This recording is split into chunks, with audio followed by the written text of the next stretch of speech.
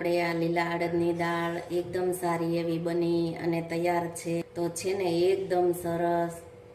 Friend, તો તમારું સ્વાગત છે મારા રસોડામાં. તો અવનવી વાનગી જોવા માટે ચેનલને સબસ્ક્રાઈબ કરો. જો મારો વિડીયો ગમે તો વિડીયોને લાઈક કરો, શેર કરો, કમેન્ટ કરો. બાજુમાં રહેલ બેલ આઇકનને દબાવો, તેથી નોટિફિકેશન તમને રોજ મળતું રહે. આજે હું તમારી સાથે શેર કરીશ લીલા અડદની દાળની રેસીપી. તો ચાલો શરૂ કરીએ રેસીપી. દાળ બનાવવા માટે અડદની લીલી શીંગું લીધેલી છે. આપણે આ બધી જ શીંગુને ફોલી અને તેમાંથી દાણા કાઢી અને દાણાને આપણે તૈયાર કરી લેશું. તો આપણે આ રીતના બધા જ દાણા કાઢી લેશું. તમે જુઓ છો કે દાણા અંદરથી એકદમ સાવ લીલા છે.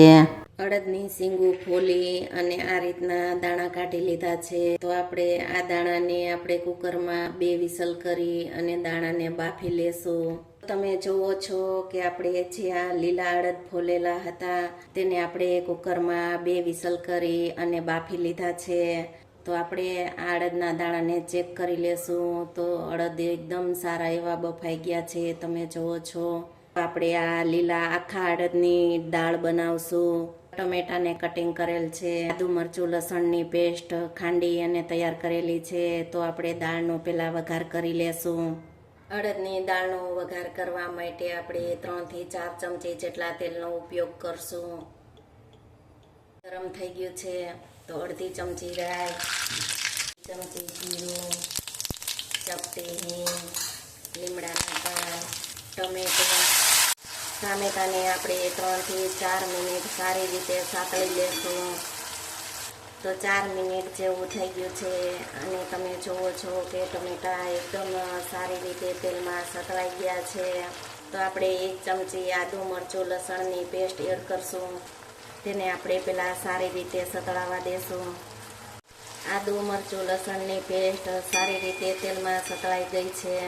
અડધી ચમચી હળદર પાવડર, અડધી ચમચી ધાણા જીરું પાવડર, 1 ચમચી લાલ મરચું પાવડર, સ્વાદ પ્રમાણે મીઠું, ચપટી ગરમ મસાલા પાવડર, અડધા લીંબુનો રસ એડ કરશું, ચપટી ખાંડ. તો આ બધા મસાલાને આપણે મિક્સ કરી અને 1 થી 2 મિનિટ આપણે તેને સારી રીતે ચડવા દેશું. 2 મિનિટ જેવું થઈ ગયું છે. તો મસાલા એકદમ સારી રીતે તેલમાં સતળાઈ ગયા છે. બાફેલા અડદને પાણી સાથે જ તેમાં ઉમેરી દેશું. 1 કપ જેટલું પાણી ઉમેરીશું. મીડિયમ ગેસની ફ્લેમ ઉપર 5 થી 7 મિનિટ દાળને સારી રીતે ચડવા દેશું. અડદની દાળ તો બનાવતા હશો, પણ આ રીતે લીલા અડદની દાળ ક્યારેય નહીં બનાવી હોય. જો તમે આ રીતે લીલા અડદની દાળ બનાવશો તો બધાને બહુ જ ભાવશે. તો આપણે આ લીલા અડદની દાળ બની અને તૈયાર છે.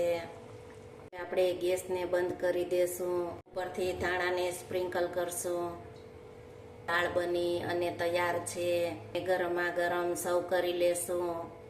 દાળને સર્વ કરી લેશું. જો તમને આ દાળની રેસીપી ગમે, વિડીયોને લાઈક, શેર, સબસ્ક્રાઈબ કરો. બાજુમાં રહેલ બેલ આઇકન દબાવવાનું ભૂલતા નહીં, જેથી તમને રોજ નોટિફિકેશન મળતું રહે. તો આ રીતની લીલા અડદની દાળ બનાવશો તો નાના મોટા બધાને બહુ જ ભાવશે. તો છે ને એકદમ સરસ